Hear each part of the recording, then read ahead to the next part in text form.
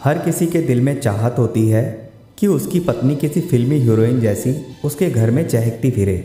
उसकी सुंदरता से और चहुल भरी बातों से घर चहकता रहे। लेकिन ज़रूरी नहीं कि कमसिन पत्नी की चंचलता और भोलेपन से वह परिपक्वता और सुगुढ़ता भी हो जिसकी घर चलाने और एक अच्छा पति पत्नी साबित होने के लिए ज़रूरी होती है। परिपक्वता की नज़र से देखें तो 25 वर्ष के आसपास की युवतियाँ अपेक्षाकृत बेहतर जीवन संगनी साबित होती हैं। परिपक्व और अपेक्षाकृत बड़ी उम्र की युवती से विवाह का अर्थ है घर में शांति और परिवार की खुशहाली। और जैसा कहा भी गया है, पत्नी रसोई में माँ जैसी और घर चलाने के मामले में एक मैनेजर जैसी हो तो घर स्वर्ग हो जाता है। ऐसा तभी होगा जब आपकी पत्नी पढ़ी लिखी और परिपक्व और समझदार हो। कुछ ऐसी बातें होती हैं जिसे अपनाकर आप अपनी पत्नी को तो प्रसन्न रखने में कामयाब होंगे ही, साथ ही बनाए रख सकेंगे अपने घर और परिवार की खुशहाली।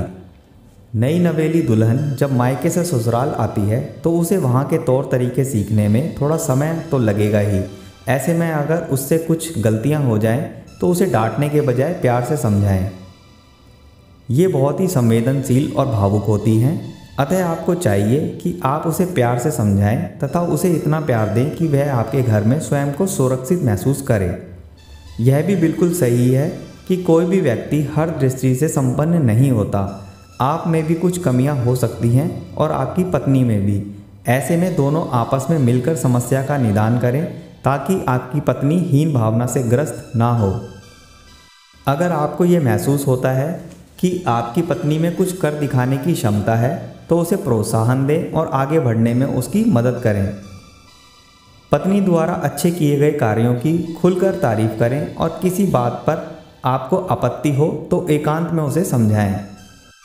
अधिकतर परिवारों में होता यह है कि सिर्फ पत्नी ही काम में लगी रहती है।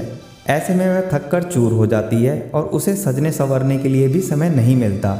ऐसे समय में आप उसके कामों में थोड़ा हाथ बटाएं, उसे बहुत अच्छा लगेगा और आपके घर का माहौल भी हल्का बना रहेगा। अगर किसी जगह आप गलत हैं तो खुद ही अपना पक्ष रखते हुए अपनी पत्नी से माफ़ी मांग लें। इससे उसकी नज़र में आपकी इज्जत और बढ़ जाएगी। छुट्टी वाले दिन या रविवार को कभी कभार आप ही चाय नाश्ते का इंतज़ाम करें। इससे आपके घर में सरसता का माहौल बना रहेगा। दिन भर घर का काम करते रहने से वह भी ऊब जाती हैं, जिससे वह घर में बोरियत का अनुभव करने लगती हैं। इस माहौल को बदलने के लिए कभी कभार या छुट्टी वाले दिन उसे घुमाने या फिल्म दिखाने अवश्य ले जाएं। इस बदलते माहौल से वह खुश हो जाएंगी।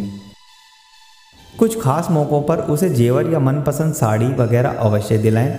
पति द्वारा किया गया उपहार पाकर पत्नी बहुत खुश होती हैं, अतः उसे उपहार देते रहें। साथ ही हर महीने के खर्च के अलावा उसे अलग से कुछ रुपए अवश्य दें ताकि वह अपने पसंद से सौंदर्य प्रसाधन या अन्य सामान खरीद सकें।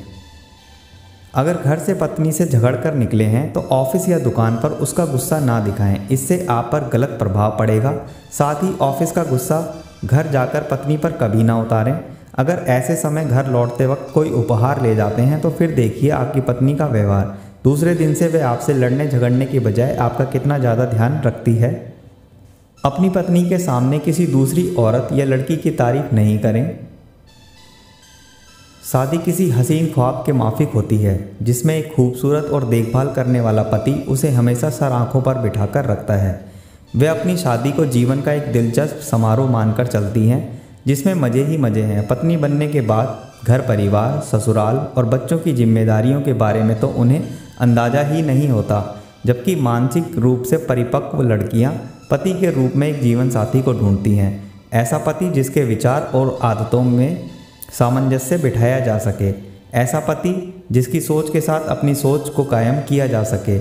परिपक्व युवतियां परिवार नियोजन के मामले में भी बेहतर साबित होती हैं।